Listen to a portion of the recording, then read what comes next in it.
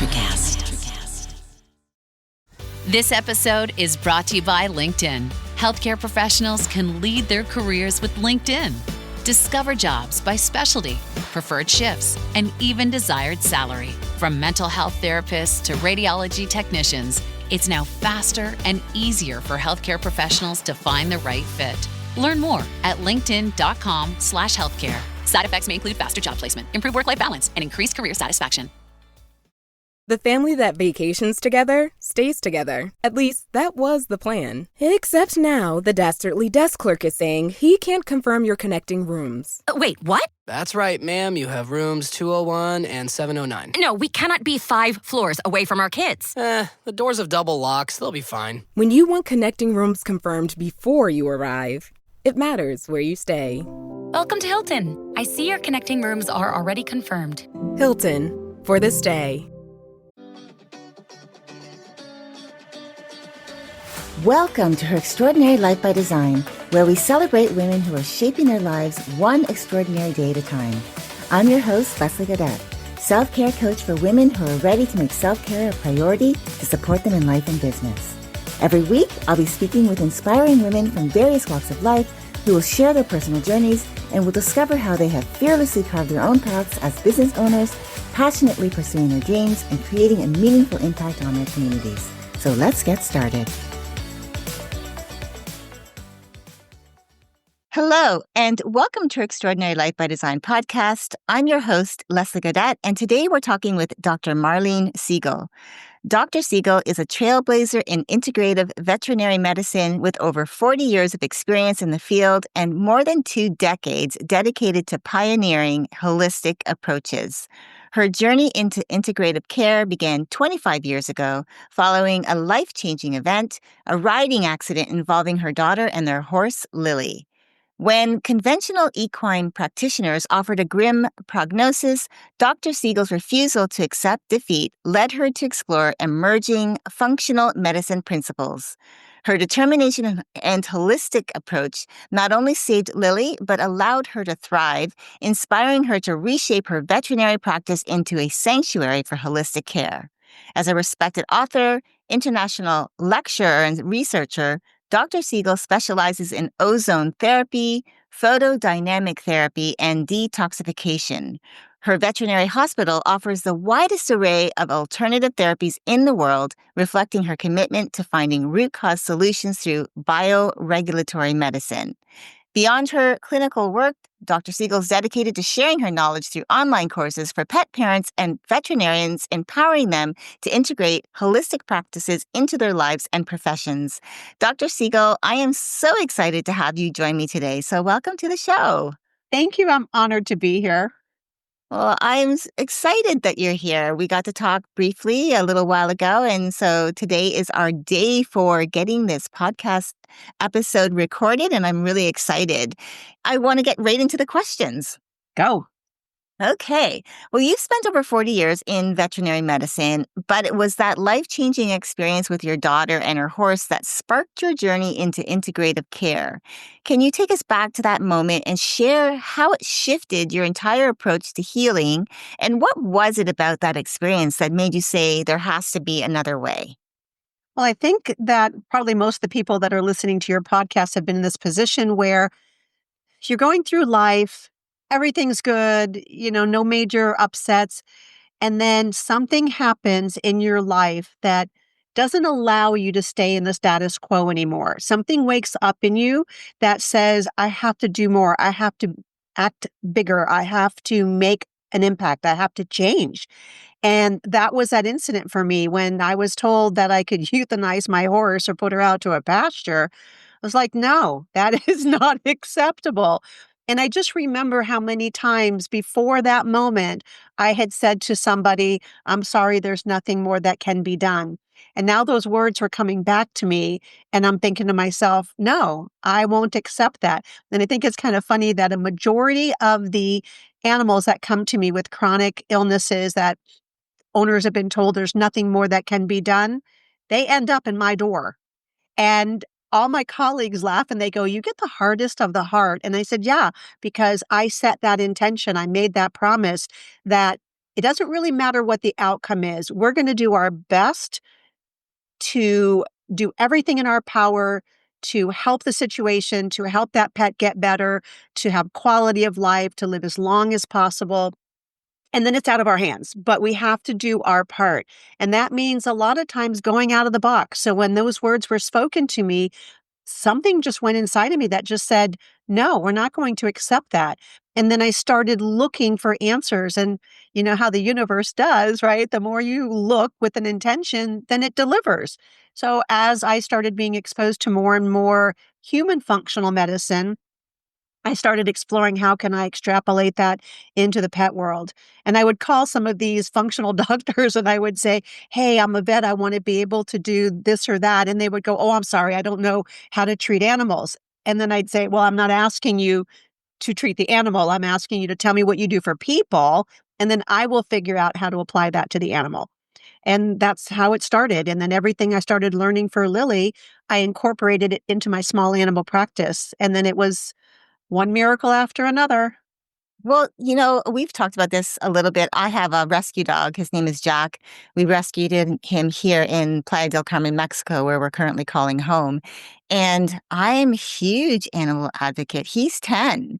And a lot of people won't adopt a dog that's, well, halfway through life, I guess you could say, in the senior years. And yet, I think sometimes he acts more like a puppy than he really is for the age that he is. But they're like family. For me, any animal that I've had in my life, they're family to me. They're not just a dog. They're not just a cat. They're not just, in your instance, a horse. They're family. They're part of us. And so I love that you said, no, I don't accept that. But you're right. It's funny how we say things ourselves and not recognizing might have been a pattern for ourselves. And then as soon as we're faced with that option, we then realize, oh, you know what? Instead of me saying, okay, and saying, all right, I'll go with what you're saying, let's actually look for alternative ways. And that allowed you to step into doing this for other people. And so, like you were saying, you get a lot of the hard cases that come to your doorstep, but that's because you don't give up. Like, you don't want to give up on them, because it's like I said, they're family to us. They're not just a pet. They're living, breathing, so funny, but I've heard people say, like, and I've even said this, it's like, he's my son as if I birthed him myself, because that's how much he means to me. So anyhow, I know it sounds a little funny, but yeah. So No, I love that you do that. Yeah. The pet world actually has evolved. When I started practicing 40 years ago, people had pets and they loved their pets, but they were still pets.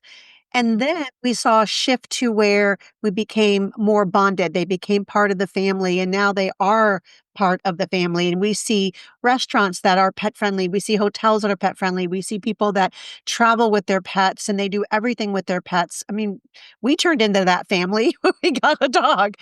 My daughter goes everywhere with their dog. She has a subscription to a pet park.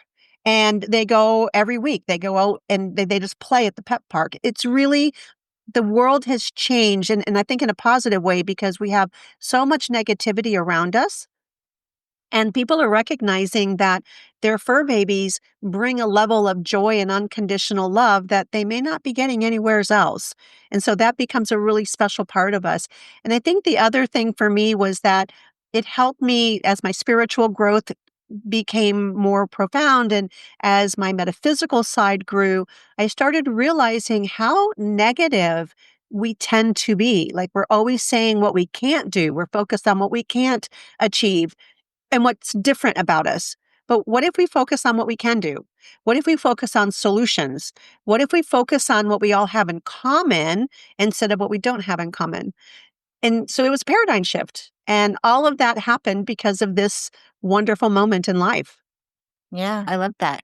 Well, a big theme in your work is moving away from symptom suppression towards root cause healing, which again, I love. I feel like getting to the root cause instead of throwing on a Band-Aid, that temporary fix. And your focus, again, which you've kind of alluded to, is not just for animals, but for people too. So with that being said, what do you believe is missing in how we currently approach healing, especially as high functioning women trying to manage it all? So are you asking what is it that causes dis-ease?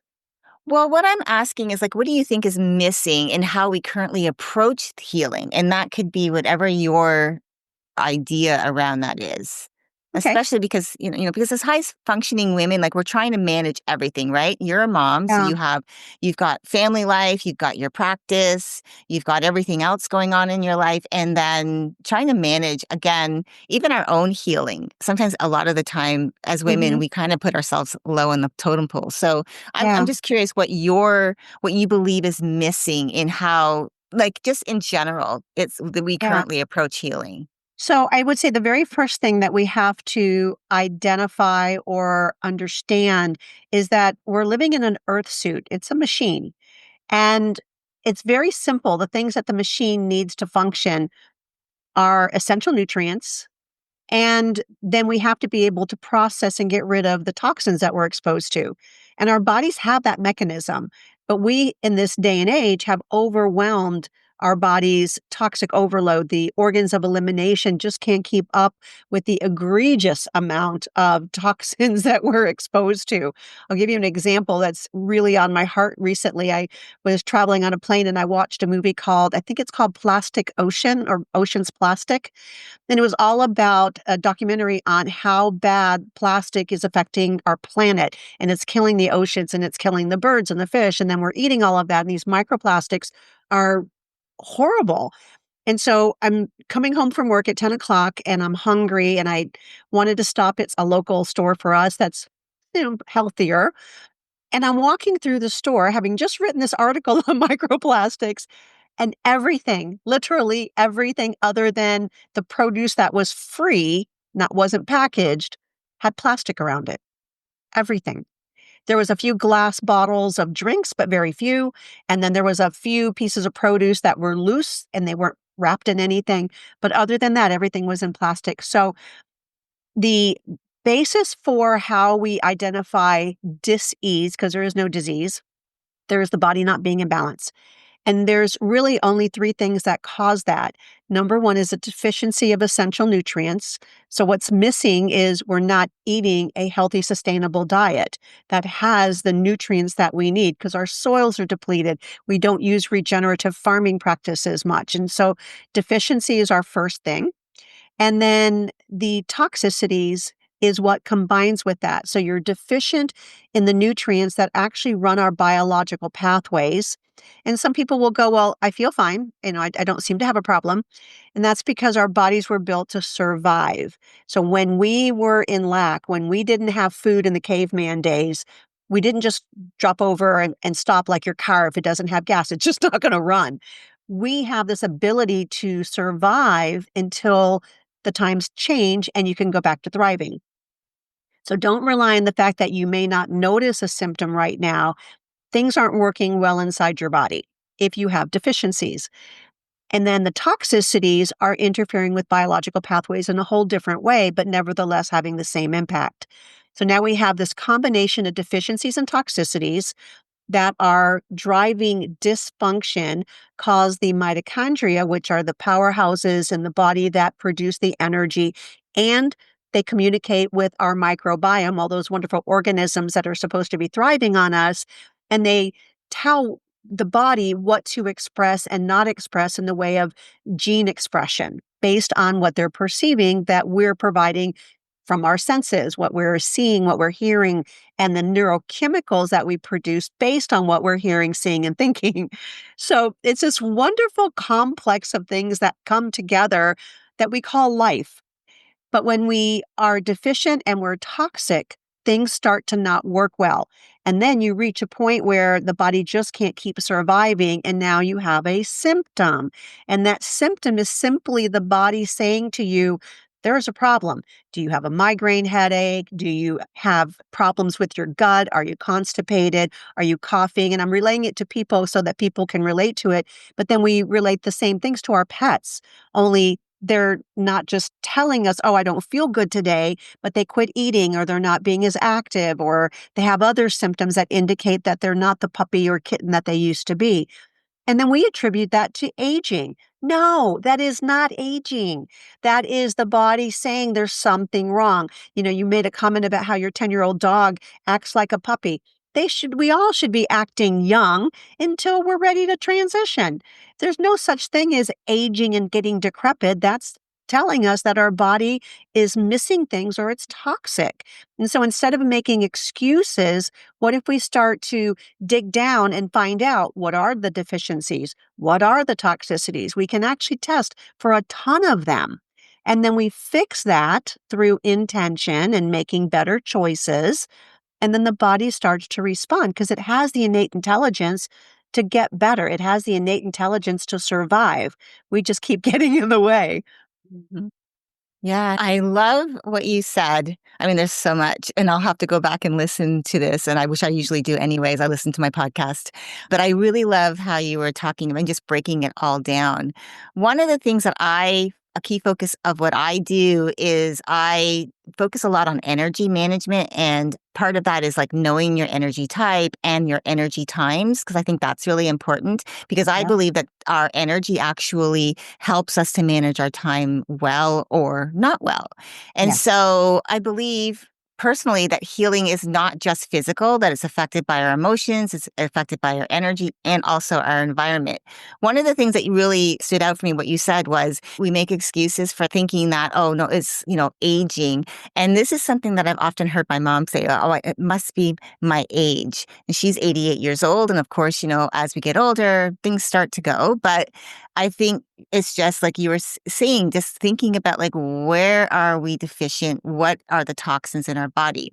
But getting back to energy, because you brought it up, and I really love that you did, from your lens, how does unaddressed energetic overload impact our ability to think clearly, make decisions, or feel like ourselves? Do you know what I'm asking?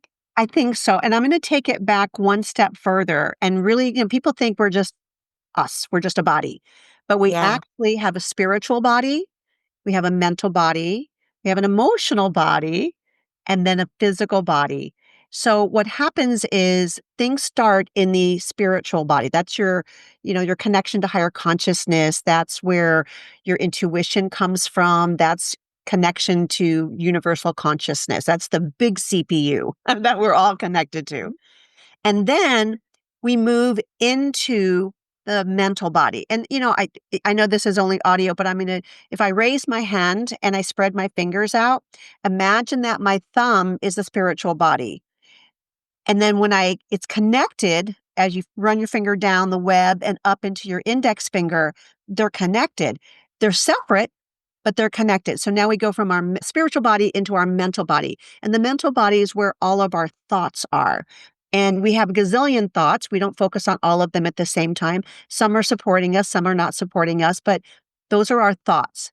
And then as you attach an emotion to that thought, that's when you start having a perceived belief. And a belief system is simply a thought you keep repeating. Doesn't make it right, doesn't make it wrong. It's just the emotion that you've attached to a thought and how you perceive that to be. And then the more you focus on that emotion, it starts to generate into your etheric body. Your etheric body then connects down into your physical body. So there is even a pause in between what your emotions and your mental body is putting together. It still has to pass through that etheric body, and then it manifests into the physical form. So we hear people go, oh, I'm such a good manifester, or I'm such a bad manifester. Well, whatever you think, you're right. Right? Even Ford Yeah. said, Henry Ford, he was famous for saying, whether you think you can or you think you can't, you're right. And so that's really how we take our body, mind, and spirit and we put it together to create what our physical experience is in Earth School.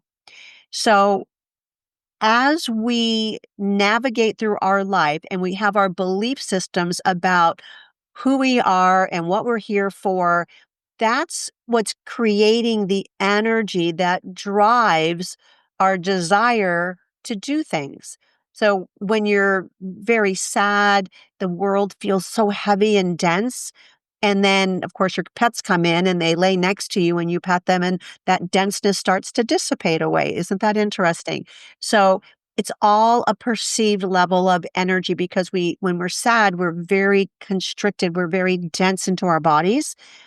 But when we become elated and happy, we even have a saying for that, oh, I'm on cloud nine. Or where are the Mhm. clouds? They're way up above us, right? So to me, what you asked was how do we create the energy, support that energy to help us have the best life possible? And that's through the emotions that we generate based on our thoughts. When we are in high vibration, imagine a spectrum. If I have all the way to the left is the lowest vibration, which is shame. And then you have anger and frustration and all your low frequencies.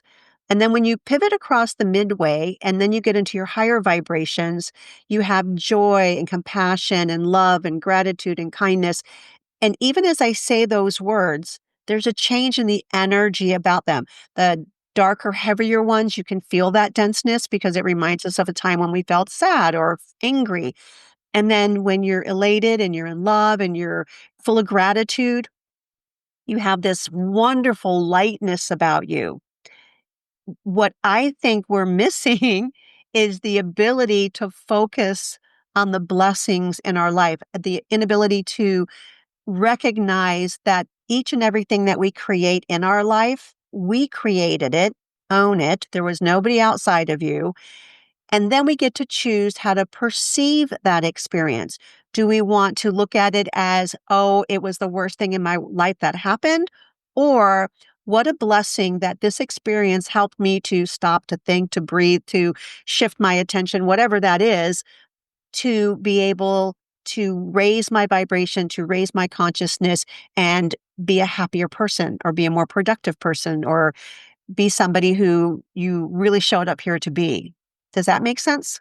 Yeah, absolutely. And I do believe that our energy really does shift from just even saying the words. Yeah. Yeah. I really felt, I even like listening to the words, I felt a difference. Like when you started Mhm. all the way over at shame, anger, disappointment, all of those negative emotions. And then you go all the way over to the other side and you got joy, love, kindness, compassion, empathy, all those great, Mhm. Yeah. beautiful emotions. And you just, I don't know. I know that even just listening to them being said to me feels different.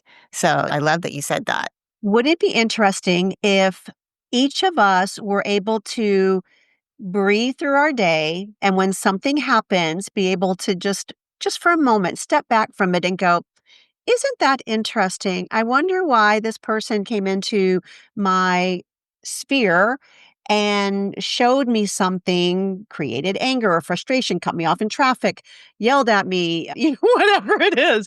Isn't Hmm. that interesting that that had an opportunity to present itself? How can I experience that in a positive way? Do I want to react to that energy? Do I want to meet that negative energy? Or do I want to have compassion? That doesn't mean you let people stomp on you and hurt you. No, it's not about that, but it is about how you choose to perceive the situation. I love my one-star reviews. It gives me an opportunity to be really, really clear on who my good audience is, who are the people that I really do want to be here to serve, and it's not the one-star reviews. So I appreciate them. I think they are wonderful. I think they are on their own journey and they're just not ready for me. And that's okay. We can't serve Hmm. everybody. And that's the part that's sexy about the earth, about Hmm. Earth School is that there's so much diversity. There's so much contrast. We just get to choose how do we want to play with the contrast. Yeah, absolutely. We get to choose the attitude that we decide to go out into 100%. the world with. So, I know a lot of people focus on the negative. You were talking about let's focus on solutions instead of focusing on the problem because when you're focusing on the problem, you're not finding the solution. You're focusing Well, on looking for the solution to fix the problem. And that I like to also separate from myself by saying it's a problem that I'm faced with. It's not my problem. It's just a problem that I'm trying to solve. beautiful. And looking at from that perspective. Yeah. And do you want to match that energy or do you want to rise above that energy and shift it Exactly. to something else? And again, because I think we're in Earth school, I think this is a hologram. So when I'm faced with those low vibrating emotions, my game is how can I take it from that low spot and shift it to its equal and opposite or higher on the other Mm, spectrum. And then it yeah. becomes more of a game you don't have to become so entrenched in the uck of the moment. You get to have some Mhm. fun with it. I love that. So, you specialize in bioregulatory medicine, a term many people may not be familiar with, myself included. So, can you explain what that means and how it helps the body return to balance, especially when stress and burnout have become the norm? Sure. Well, bio means life, right? So we're talking about how the body and all the mechanisms and biochemical pathways, how do they work? They're magnificent. And if we understand truly how they work, then it's really not that hard to go, oh, look, this is how we messed it up. As an example, our innate immune system, that's the part of our immune system that functions. We don't have to tell it what to do. It just knows when to come on when it's needed. Well, the two cofactors, the two coenzymes that run that are vitamin D and magnesium. So if you're deficient in vitamin D, which I'm understanding majority of the world's population is deficient in vitamin D, or you're deficient in magnesium, then that entire system can't function. So now you've just turned off your entire innate immune system. You can do all kinds of wonderful things, but if you didn't fix that, your body can't respond. There's so many other areas where if we have toxins like mycoplastics or we have mycotoxins, which are little fungal components, they create havoc inside these biochemical pathways. So you may be doing everything right and you're not getting better. And it may be because you have a co-infection that you need to clear those toxins out, including our stress emotions. So there's a concept that we call it's a stress regulation to where when the body feels like you're just going to die, the little mitochondria who are the sensors, they go, oh my gosh, there's so much danger out there. We need to go in the bunker. And it's called the cell danger response mode. It's kind of a new term. We haven't really learned about that for a lot of years, but now that we understand how the parasympathetic nervous system works, when you're under a lot of stress, your sympathetic side is turned on. They're like a teeter-totter. You have parasympathetic and sympathetic, and your sympathetic side on the teeter-totter goes up when there's danger. If you're being attacked or there's a saber-toothed tiger or you're going to get hit by a bus, then your sympathetic side kicks in and you use your reptilian brain to run to danger or fight or do whatever you need to save yourself. When the danger's over, your parasympathetic side is supposed to come up, your sympathetic side turns off so that you can heal, repair, digest, detoxify. That's where all the repair mechanisms come in. But if you live in a state where you never come out of sympathetic tone, this is actually addressing what you asked me about the energy. If Hmm. you wake up exhausted because the alarm clock went off and you went to bed too late. And then you try to eat breakfast and it's some kind of a caffeine or a sugary meal. And then it's the stress of getting kids off to school or you getting to work and you got a flat tire or you lose your keys. You get to work and you have unhappy clients or customers, and then you get to lunch and you didn't pack lunch because you were leaving late, remember? So now you have to go out and eat some fast food restaurant that has seed oils and gluten and all kinds of sugar and nasty preservatives. And so now that's in your body. And then you finally make it to the end of the day and you're opening your bills at home and you've got credit card bills and you're stressed about that. And then you still have work that you haven't done or things that you want to get accomplished. And so you go to bed late again and you're using your computer and getting all that blue light. I'm just describing the sad day, the standard American day that probably is Hmm. worldwide now. And so we do this day in and day out, and that creates what is called the cell danger response mode. And that's where you create neurochemicals nonstop that are telling the inside of your body that you are in constant danger. So your mitochondria, after a while, they go, oh my God, our planet's going to blow up. Let's just hide in a bunker and let's see if we can come out at any point. So for those people who are in that state, no matter what they do, they don't get better.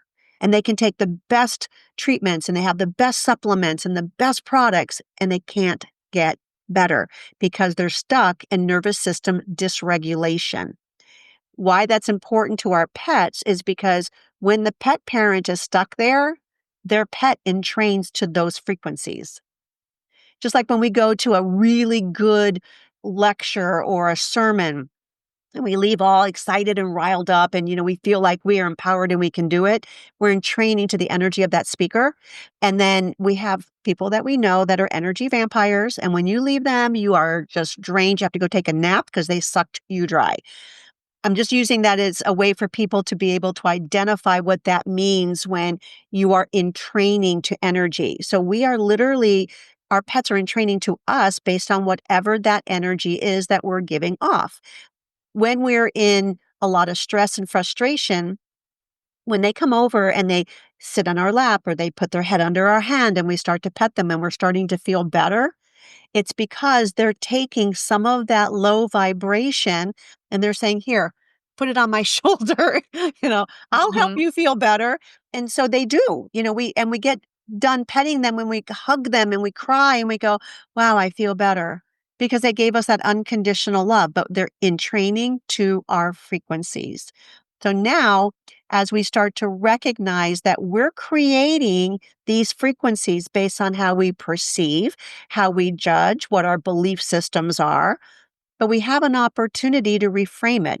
If I have a recording and every time I hit the play button, it's going to play the same recording. I can yell at it, I can hit the stop button, but every time I hit that play button, it's the same recording that's going to come out. We have to learn how to erase the recording, recognizing that it is no longer serving us. It's there for us to be able to delete it and replace it. But when we keep playing it and we don't delete it, we get the same message. So now we have an opportunity to go, wow, is that belief or that pattern even serving me anymore? Recognize that it's a pattern. You've done it many times before. It's why you're hardwired to it. And then you can decide, do I want to do something different? Do I want to stay in betrayal, in frustration, in anger, in hatred? I would hope people would say no. And Yeah. now you find resources on how do I reprogram that? Yeah. I love that. So you have been called a trailblazer, right? But I imagine, so first of all, this is for my series around, empowering life stories, because I really felt like as we had talked a few weeks ago, I really felt that you have a story to tell. And I really felt that because of, again, being in a traditional field like you were in, this is how it usually goes, what you decided to do. And then having a life altering moment happen where you were at a crossroads, you had to make a decision. Do I go with the norm and what they're saying? Like, this is what's traditionally people would say, there's nothing we can do. This is the best that you can do for quality of life. It's not going to be there anymore. Or you stepped up, which I believe, and you decided, no, I'm not going to, there's got to be a better way. So I want to know, because I know it probably hasn't been easy, and especially in your field, I'm sure you had pushback from people that in your field. So what has helped you stay grounded in your vision and the mission that you're on even when it would have been easier to just stay in that box? That's a great question. I haven't had anybody ask it to me that way.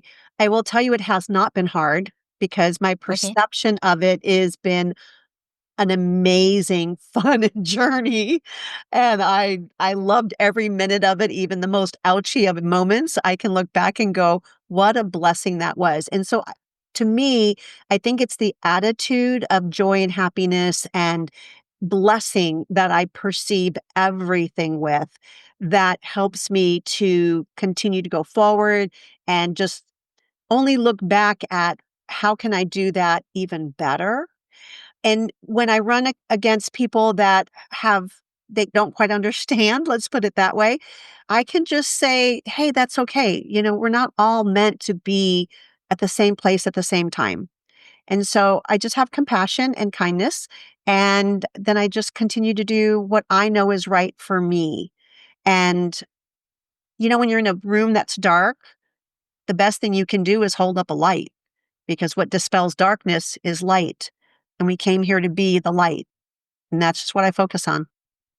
Yeah, I love that because I feel like years ago when I was much younger, I was really bold in the steps that I would take, the things that I would go after, especially in my early career when I was working as a legal assistant in the way back when I first started. And I started getting really good at it. And I started to really feel that, I guess, that confidence in that I didn't feel like I would hear the word no. So I was always going out and saying, well, that's what I want, so I'm going to go for that. And I felt really bold then. But as I got older, and I think it just had to do a lot with life changing, and we get experiences around other people and how their energy might have rubbed off a little bit, and then I started getting in my head about things and stopped being as bold. So one of the things I know too, which is really important, is that I've talked to a lot of women who look at self-care that I've heard this said before. It's a waste of time. I don't have time for it. I'll take care of myself when I have the time, which usually a lot of the time for women who are moms, that usually it falls to the wayside. They don't usually put time in for themselves because everyone and everything else comes first. And that's just pretty much every conversation that I've had. So, and I know that women also see healing as a to-do list item, like especially when burnout, because I talk a lot about burnout. And I notice that the people I talk to, the women that I talk to about burnout, that's not even on their radar. They usually talk about a symptom, a one-off symptom of feeling like overwhelmed, anxious, low energy, exhausted, and not looking at their patterns. Because you had mentioned earlier about maybe going to bed late the night before and waking up exhausted, but that could have been part of a pattern for the past 2 weeks because they've been working on something. And so that whole part of that, as I was saying, is that they're looking at just the symptoms as one-offs and not looking at their patterns. And so they're looking at healing and getting better, taking care of themselves better, or they're pushing through until they meet a deadline. And they're looking at the healing side of it as just part of their to-do list, I would say. And my personal belief is that self-care is the lifeblood to our success in life and business. I feel that if you take the best care of yourself, you show up as that better version for the people in your life, for the things that you do, and also for yourself. And so with that being said, what's a belief that you would love to see more women release about, especially when it comes to healing themselves, taking time for their well-being, and one empowering belief they can choose instead? I have to answer your question a little differently. Mhm. And that is that it's for me, my lifestyle is not what I do, it's who I am. Mhm. And when it's who you are, it's not work. It just comes naturally. You don't have to think about it. We don't have to think about walking because we learned how to do it when we were little. We don't have to think about riding a bike if we still ride bikes. But, Mhm. once you learned how to do it, you didn't really focus on that anymore. You just focused on where you were going on your bike and not to wipe out on the sand patch. So we have to start viewing our body and our lives as the support for our existence here in Earth School.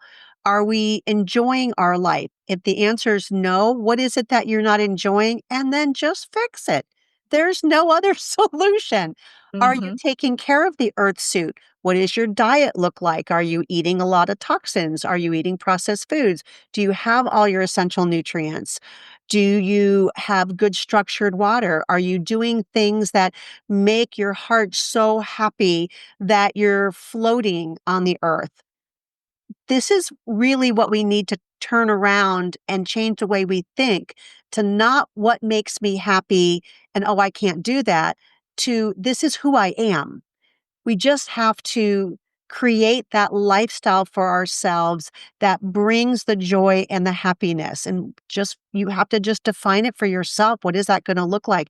But it really does start with what you put into your body, what you're eating, what you're drinking, what you're applying to your skin, being conscious of that, and then making choices about your environment at home, the kind of lighting that you have, the EMF that you're exposed to, the cleaning products that you use, and all the toxins that could be there, but you can make better choices.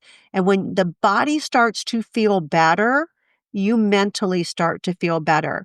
And then the mental part is, what are you doing to nourish your soul? What are you doing to honor your soul? Are you meditating? Are you exercising? Are you gardening? Are you reading books? What is it that you're putting into your mind and your spirit that is helping to nourish? It could be, if you're into religion and it's something that really supports your belief, then do that. There's so many different options. For me, I literally wake up every day in joy. I really do. And I look out my window and I see trees and plants, and I live in a food forest that I've created. So as I'm walking out the door, I'm singing to the jackfruit tree and the roses and the onions and the right now we have bitter melon. And so I'm joyously watching all the bitter melon growing. And I just have such gratitude for what Mother Earth is supporting us with.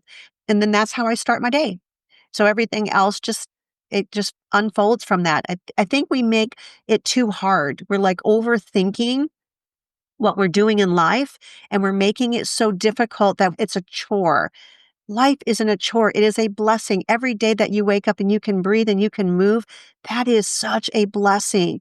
And we have to stop and focus on what's good in the world, not what we don't have, not what's not good.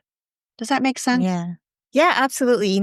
It's almost like you're describing what it could look like for a life that could be, or a life that's well lived by the choices that we make, the choices of our environment, of the things that we eat, of the things, making sure that we're hydrating, making, the people that we surround ourselves with, Yeah. even the actions that we take, whether we're like, for me, I always believe that it's so important to take breaks throughout your day, but it's really equally important to have a wind down time at the end of your day, so that not just to wind down to go to bed, but actually spend time with the people that you love that are around you, because you got into your business not so that you couldn't spend time with your family. You were not like saying, "Oh, okay, I'm going to get a job, I'm going to start a practice, and I don't want to see my family at all." That was far from it. I think that's what a lot of people are forgetting, the why behind what they do, because it's also supporting the lifestyle that they want to live. So I Yeah. love that it's like you were giving that list of what it could look like to have a life well lived if you just started paying attention and really Yeah. doing the things, You right? know, if you were going down the luge, that on the Olympics, there's a long straight drop and you have to Mhm. navigate the curves. Mhm. Are you going to go down that luge without a steering wheel and just allow it to bounce you all over the place? Or are you going to take control and start to steer where you want to go? That's the difference in life. Life isn't happening to you, it is happening through you. And if it feels like it's happening to you, then it's time for you to take the steering wheel and start to do some inner exploration. There's so many wonderful organizations out there right now that help with spiritual work and meditation and helping people with breath work. We forgot how to breathe, for goodness sakes. You know, Mhm. like literally, people forgot how to breathe, how to do a diaphragmatic breath where you breathe in through your nose, your diaphragm goes down, and your stomach actually goes out. We spend all of our day holding our tummy in so we look slimmer. It's seriously, we got to breathe. And that's Mhm. one of the first things when I'm helping people to learn how to breathe and relax is getting them to actually take a normal breath. And they forgot. Babies do it. They don't even think about it. But we Yeah. have untrained, and so we breathe just from our chest. And it's this very shallow breath, and you're not getting good oxygen. You're not detoxifying. You're not massaging your organs. Your fascia gets constricted. I can describe the medical side of what happens to the body when it's not getting the kind of movement and support that it's supposed to have. So maybe that's if we have a listener who is not living their best life right now, that would be my first recommendation, is to stop and take account of where I'm at, how I got there, why I got there, and then make a conscious choice. I want something different. What is it that you want? And then how can I find it? You know how Siri on our phones, when you say something out loud, all the ads for that start to pop up, right? So Siri's listening, so is the universe, and it will give you what you ask for. So be careful to ask for what you truly want. Don't express what you don't want. Yeah, I love that. Oh my gosh, Dr. Siegel, thank you so much for spending time with me today and being part of this series about having an empowering life story to share. I love that pivotal moment that took you from deciding to make a change instead of just going along with like what other people might have just said that, okay, I'll just go with that. And instead you decided to find that root cause and to really bring the veterinary care to a different level. And I've really enjoyed hearing about how you blend science, intuition, courage, help others heal more holistically, and how your work is continuing to challenge the status quo in such a meaningful way. So it really has been a pleasure having you join me. And I just want to say thank you for being such a wonderful example of what's possible when we listen to our inner wisdom and lead from conviction. Yes, thank you so much. And I will see you when I'm in Playa del Carmen next year. Yes, absolutely. We're going to have to meet up for sure. And to our listeners, if you'd like to connect with Dr. Siegel or explore her integrative programs and resources, you can find her contact information in the show notes. Remember, true alignment doesn't come from doing more. It actually comes from tuning in. I love the saying that instead of saying that life is happening to you, you say life is happening through you. I've often heard it said, life is happening for you. And that is also, I believe, true. Yeah. But when we stop outsourcing our well-being to quick fixes, when we stop looking to the outside world for the idea of what is important, the external opinions, or even the one-size-fits-all approaches to life, we actually can create space for ourselves to actually hear what our body, our mind, and our energy has been trying to tell us all along. That's where the real healing begins, not just for our physical health, but for how we live, lead, and make our decisions every single day, whether it's through the choices we make for ourselves, the environments that we create, or the systems we build to support our well-being. Alignment is a daily practice in listening and honoring what we truly need. Until next time, keep dreaming, keep believing, and keep designing your extraordinary life one day at a time. Thank you for joining me on Her Extraordinary Life by Design. I hope you've been inspired and empowered by the incredible stories shared on this show. If you enjoyed this episode and the conversations we've had, I would greatly appreciate if you could take a moment to leave a review. Your feedback and support mean the world to me, and it will help others discover the podcast and join our empowering community. Remember to hit the subscribe button so you never miss an episode. Together, we can continue to learn from these amazing women, uncover their extraordinary journeys, and be motivated to create our own lives by design. Thank you again for tuning in. Until next time, stay empowered and keep shaping your extraordinary life one day at a time.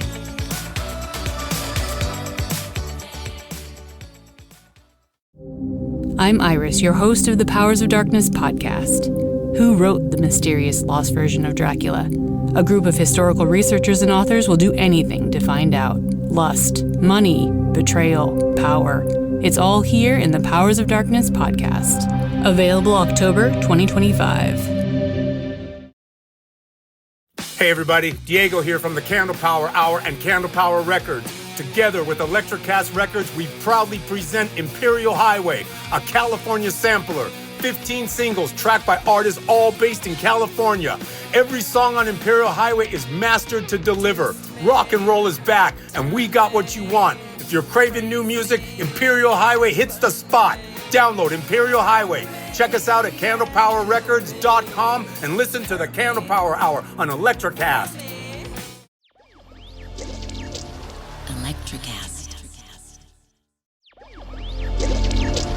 Electrocast.